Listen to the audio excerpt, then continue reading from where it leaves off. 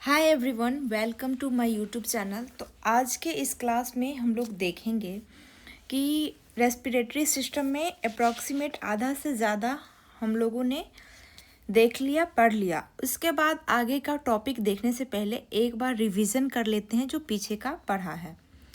तो इधर हम बात करते हैं रेस्पिरेटरी सिस्टम में जो क्या प्रोसेस है। तो ये क्या है? नोज है। और ये क्या है? वायुमंडल। वायुमंडल में क्या है? बहुत सारी gases, oxygen, nitrogen and hydrogen. तो ये क्या होती है? जब हम सांस लेते हैं तो हवा अंदर आती है, और ये हवा जो है ऑक्सीजन हवा जब हम सांस लिए तो गैसेस अंदर गई। तो पहले नोज से ये है नेजल चैम्बर शॉर्ट फॉर्म में लिख देती हूँ। उसके बाद कहाँ जाएगा? कॉमन पैथवे फेरिंग्स के पास। कहाँ पे? फेरिंग्स के पास जाएगा। तो फेरिंग्स के पास गया। उसके बाद जो जाएगा ये सांस, यहाँ पे होती है ग्लोटिस एंड ऊपर में लगा होता है एपिग्लोटिस।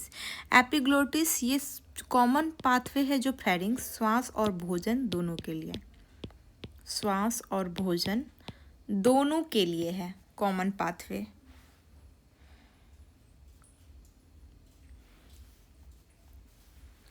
तो फिर यहाँ से गया, जब भोजन हम लोग खाते हैं तो फेरिंग से जो भोजन आती है तो ये एपिग्लोटिस, ये जो ग्लोटिस होता है उसको क्या करता है? ढक लेता है। ये क्या है? हमारा विंड पाइप या श्वास नली। ये ट्रैकिया के ऊपर लगा होता है सी शेप्ड कार्टिलेज। तो ये सांस इधर से फेरिंग से होते हुए, ग्लोटिस से होते हुए, ट्रैकिया से फिर ब्रोंकाई से फिर ये ब्रोंकाई अंदर जाके किस में डिवाइड होता है? ब्रोंक्यूल के अंदर। किसके अंदर? ब्रोंक्यूल के अंदर। उसमें क्या होती हैं? ब्रोंक्यूल। तो गोल गोल ये क्या है? ब्रोंक्यूल। क्या है? ब्रोंक्यूल है। ब्रोंक्यूल के अंदर क्या होता है? डिवाइड होता है।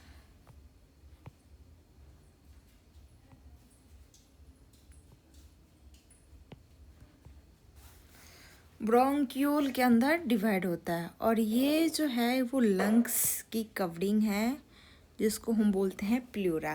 तो ये सांस ब्रोंकाई से होते हुए, फिर ब्रोंक्यूल से होते फिर एल्वियोलाई हो जाता है। ये क्या है? ब्रोंकाई। क्या है? ब्रोंकाई। फिर उसके बाद क्या जाता है? ये अंदर में किस में डिवाइड हो जाता है? ब्रोंक्यूल। ये है ब्रोंक्यूल। और फिर ये क्या है? एल्ब्यूलाई। एल्ब्यूलाई के अंदर डिवाइड हो जाता है। तो ये हम सांस की बात किए थे, जो सांस अंदर लिए फिर ऐसे ऐसे पाथवे होते हुए, और फिर ये एल्ब्यूलाई जो होता है इसके बगल में क्या होती है? Vessels, blood vessels. उसके अंदर ब्लड वेसल्स के थ्रू फिर जाती है टिश्यू के अंदर। टिश्यू से फिर कहाँ जाएगा? सेल के अंदर। सेल में क्या होगा? सेलुलर रेस्पिरेशन होता है और O2 निकलता है। O2 के प्रेजेंस में होता है और CO2 निकलता है। फिर सेम पाथवे के थ्रू नोज से होते हुए बाहर जो होती है वो ये कार्बन डाइऑक्साइड वगैरह निकल जाती है। तो यहाँ तक हम लोगों ने देख लिया था। अब हम लोग देखेंगे नेक्स्ट स्लाइड पे आगे का।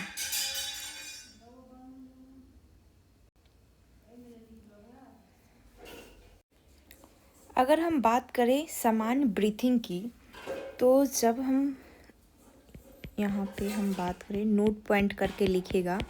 सामान्य ब्रीथिंग में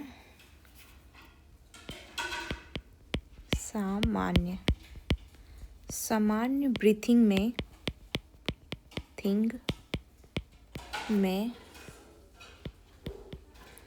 500 ml वायु फेफड़ों में प्रवेश करता है। एक बार में फेफड़ों में प्रवेश करता है।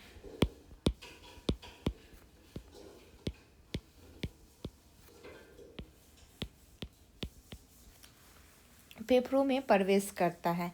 इसको हम क्या बोलते हैं? टाइडल क्षमता। इसको क्या बोलते हैं? टाइडल टाइडल क्षमता, टाइडल क्षमता बोलते हैं। अगर गहरी सांस लेते हैं जिसको हम बोलेंगे डीप ब्रीथिंग,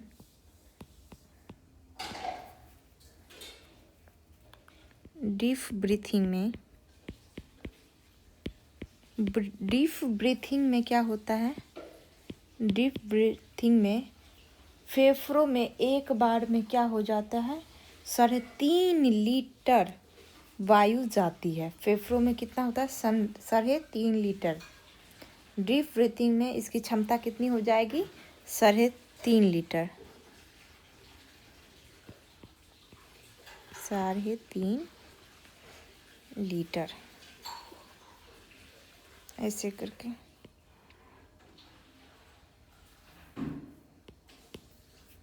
तीन बट्टे 2 लीटर क्या हो जाती है, टाइडल वॉल्यूम हो, टाइडल क्षमता या टाइडल कैपेसिटी हो जाती है। 1 मिनट में अगर ब्रीथिंग बोला जाए,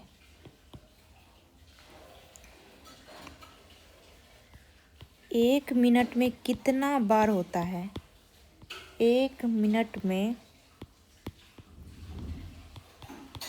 सामान्यतः 1 मिनट में सामान्यतः 12 से 16 बार, कितना बार, 12 से 16 बार ब्रीथिंग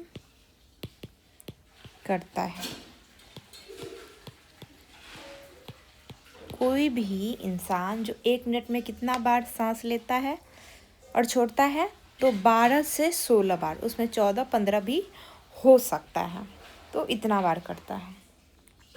और एक बात करें हम यहाँ पे कि जैसे जब श्वास लोग लेता है तो डायफ्राम की गति क्या होती है, तो जब अगर हम बात करें डायफ्राम की,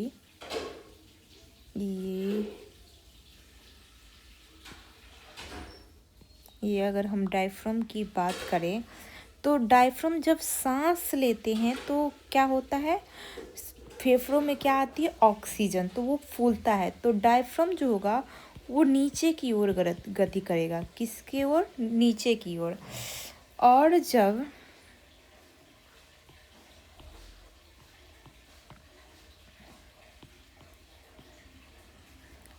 सांस छोड़ते हैं तो डायफ्राम की जो ये नीचे में होती है डायफ्राम, इसकी गति जो होगी वो ऊपर की ओर होगी, किसकी ओर, ऊपर की ओर, क्योंकि जो ऑक्सीजन होता है और फेफड़ों की भार कम होती है तो डायफ्राम ऊपर की ओर उठता है। एक बार आप लोग अपने ऊपर नियंत्रण करके देखिएगा। तो अब हम देखेंगे नेक्स्ट स्लाइड पे इसके आगे का। अब हम आगे की बात करते हैं कि गैसों का विनिमय। अगर हम गैसों की विनिमय की बात करें, किसकी, गैसों का विनिमय, किसका विनिमय, गैसों का विनिमय। अगर हम गैसों की विनिमय की हम बात करें,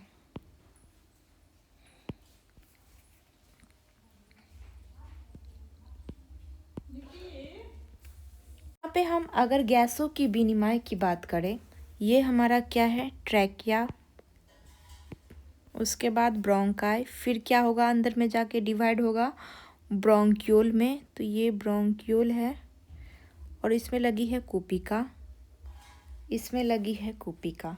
अगर हम इस कूपिका के यहाँ वाले पोर्शन को कट करके इसको हम अगर अलग से देखें तो हम बात करेंगे, यहाँ पे है कूपिका, यहाँ पे ब्लड वेसल्स, क्या है, ब्लड वेसल्स है, इसमें क्या है, ब्लड्स है।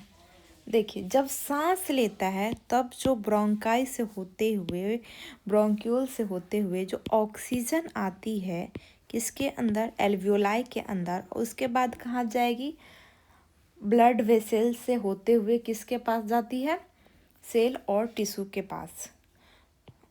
पहले आएगी टिश्यू में और फिर क्या होगी, कहाँ जाएगी,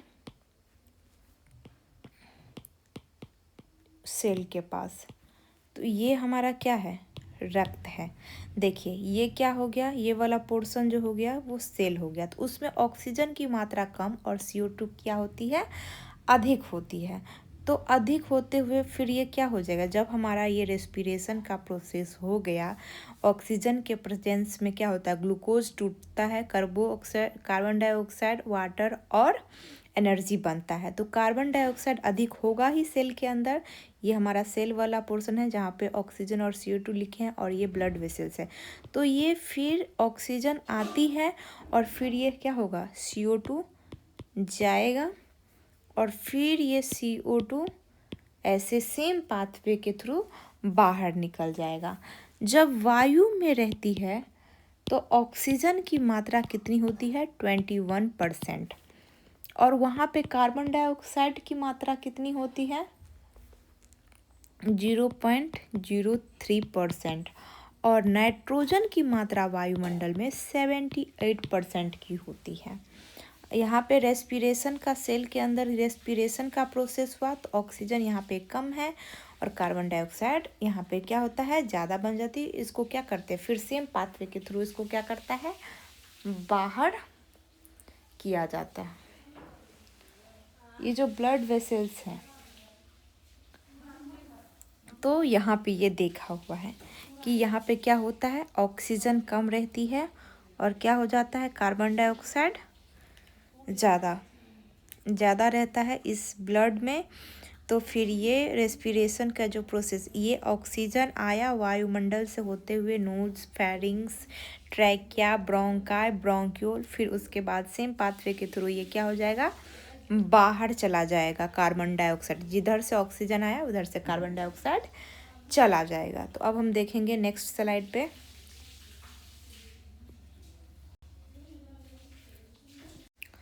अब हम बात करते हैं कि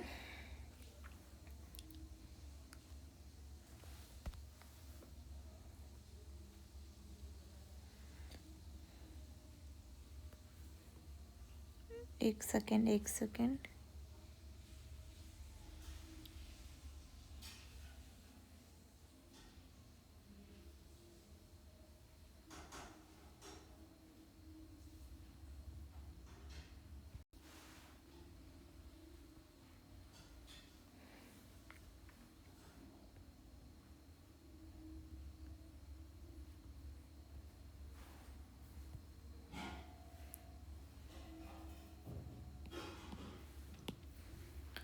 अभी हम यहाँ पे बात करते हैं कि जब हम श्वास लेते हैं तो हवा में कौन कौन सी गैस होती है। तो श्वास लेने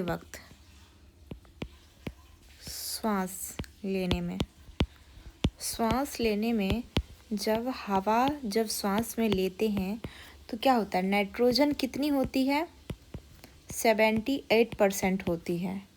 ऑक्सीजन कितनी होती है, 21% होती है। कार्बन डाइऑक्साइड कितनी होती है, 0.03% होती है। जब हम श्वास लेते हैं हवा, तो हवा में इतना रहता है सब कुछ, oxygen, nitrogen and carbon dioxide की मात्रा इतनी रहती है। लेकिन जब श्वास छोड़ते हैं, क्या करते हैं, श्वास छोड़ते वक्त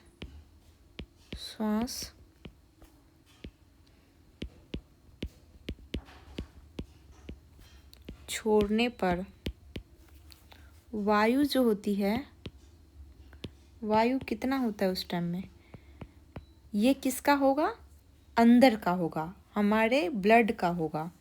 उसमें नाइट्रोजन 74% निकलेगा, ऑक्सीजन जो है वो 16% निकलेगा, और कार्बन डाइऑक्साइड जो है वो कितना परसेंट निकलेगा, 4%। अगर गैसों की हम परिवहन की बात करें, गैसों का गैसों का परिवहन का जब हम बात करेंगे तो उसमें क्या होगा, O2 गैस की बात करें और किसकी, CO2 की परिवहन की बात करें।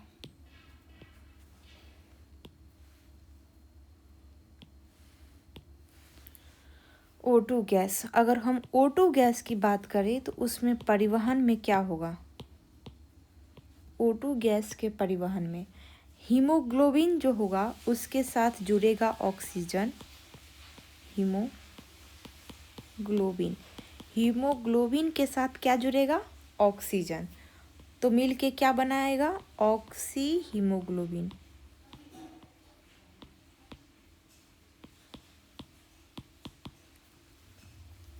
उस रूप में ये ब्लड तक पहुंचता है और सेल टिश्यू तक। लेकिन जब कार्बन डाइऑक्साइड का परिवहन होता है तो वो बाइकार्बोनेट के रूप में उसका परिवहन होता है। बाइकार्बोनेट के रूप में इसका कितना परिवहन होता है? 70%। ऑक्सीजन किस में घुल जाती है? ब्लड प्लाज्मा में, प्लाज्मा में घुल जाती है।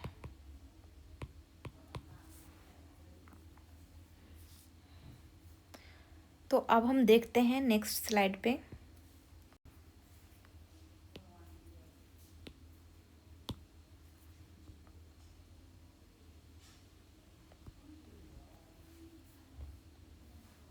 अगर हम बात करें एक बीमारी एम्फीसीमा की, किसकी? एम्फीसीमा की।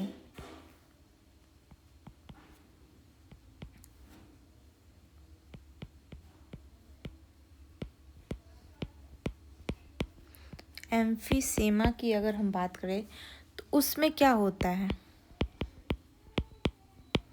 सिगरेट पीने पर कुपिकाएं क्या हो जाती है? कुपिकाएं मतलब एल्ब्यूलाई। कुपिकाएं क्या हो जाती है? क्षतिग्रस्त हो जाती है। वही बीमारी क्या कहलाती है? एम्फीसेमा। कोशिकीय श्वसन की अगर हम बात करें, किसकी? कोशिकीय श्वसन की।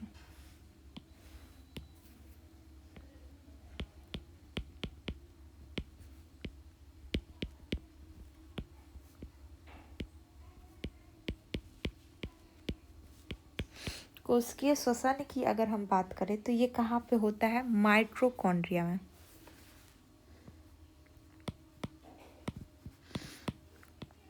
माइटोकॉन्ड्रिया में क्या होता है? C6H12O6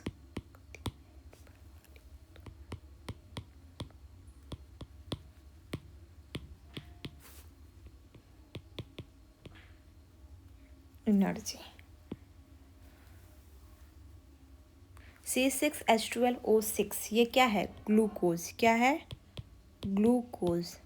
ग्लूकोज का जो है वो ऑक्सीजन की उपस्थिति में, किसकी उपस्थिति में? ऑक्सीजन की उपस्थिति में ऑक्सीजन पहुंचती है सेम प्रोसेस के थ्रू ग्लूकोज के पास सेल टिश्यू के अंदर, सेल के अंदर, और वो टूट के क्या बनाता है?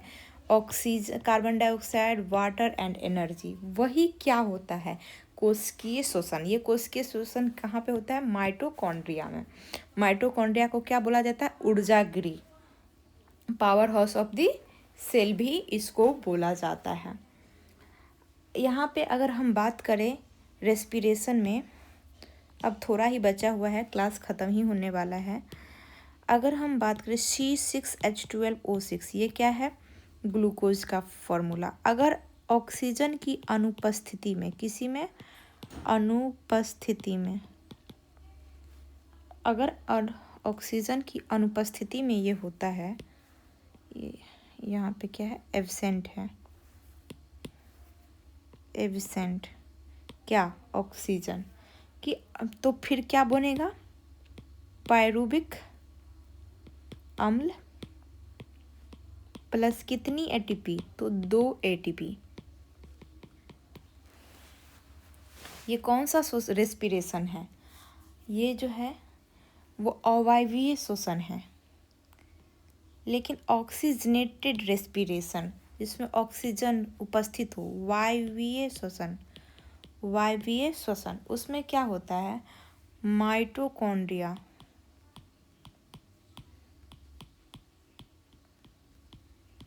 माइटोकॉन्ड्रिया के अंदर होती है ये वायवीय श्वसन, और उसमें CO2 plus H2O plus 36 ATP का निर्माण होता है ग्लूकोज की अनुपस्थिति में।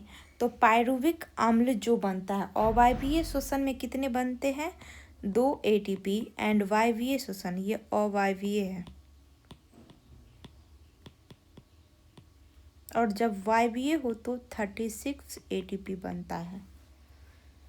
तो ग्लूकोज के अणु से कुल कितने होते हैं? 38 ATP ऊर्जा प्राप्त होती है। वायवीय श्वसन में ऊर्जा की मात्रा अवायवीय श्वसन में ऊर्जा की मात्रा के से क्या होता है?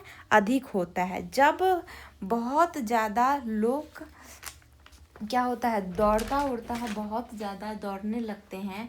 सामान्यतः अगर शरीर में ऊर्जा का निर्माण श्वसन के द्वारा माइटोकॉन्ड्रिया में होता है, लेकिन अचानक तेज भागने से, जिम करने से शरीर को ऊर्जा की मांग बढ़ जाती है। बहुत तेज जो अगर लोग भागने लगता है, जैसे जिम करता है, दौड़ता है, तो उससे क्या होता है, ऑक्सीजन की डिमांड हमारे शरीर में बढ़ जाती है, और उसी के कारण हमारे जोड़ों में लैक्टिक एसिड जमा हो जाने के कारण ये क्या होता है, बहुत ज़्यादा ये दर्द करने लग जाता है। तो वो क्या होता है, तेज़ दौड़ने पर ऑक्सीजन बॉडी को उतना नहीं मिल पाता है, उसी के कारण। तो आज के ये क्लास में हमारा ये चैप्टर जो था वो ख़त्म हो गया, और आपके एग्ज़ाम के पॉइंट ऑफ व्यू से ये बहुत ज़्यादा इम्पोर्टेंट है। सारे चैप्टर जितना मैं पढ़ा रही हूँ, जनरल कंपटीशन का कोई भी कंपटीशन हो या फिर 11th के है, तो उसमें आपके रिवीजन के लिए बहुत अच्छे से बहुत कम टाइम में हो जाएगा। तो इसलिए आप इस वीडियो को जितना ज़्यादा से ज़्यादा शेयर कर सकते हैं, उतना ज़्यादा से ज़्यादा इसको शेयर कीजिएगा। Thank you all of you.